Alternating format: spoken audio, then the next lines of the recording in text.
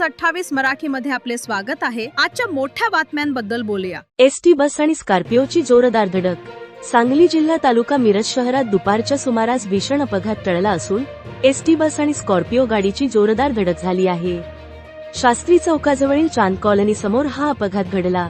मिळालेल्या माहितीनुसार शेडशाळकडून मिरज एसटी स्थानकाच्या दिशेने निघालेल्या बससमोर अचानक एक दुचाकी आली। परिस्थिती हाताळण्यासाठी बस चालकाने क्षणार्धात ब्रेक लावल, मात्र मागून येणाऱ्या स्कॉर्पिओने वेग नियंत्रित न झाल्याने बसला जोरात धडक दिली। सुदैवाची बाब म्हणजे या अपघातात कोणतीही जीवितहानी झाली नाही, मात्र दोन्ही वाहनांचे किरकोळ नुकसान झाले आहे। अपघातानंतर परिसरात काही काळ वाहतूक पूर्णपणे विस्कळीत झाली होती।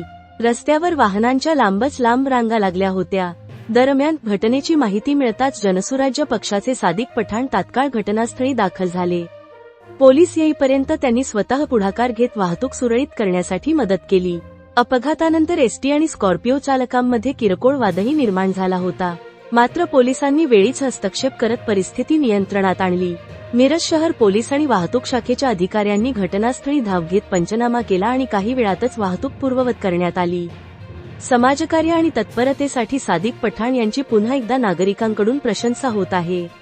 इंडिया न्यूज 28 दिलीप गायकवाड, पुणे विभाग प्रमुख।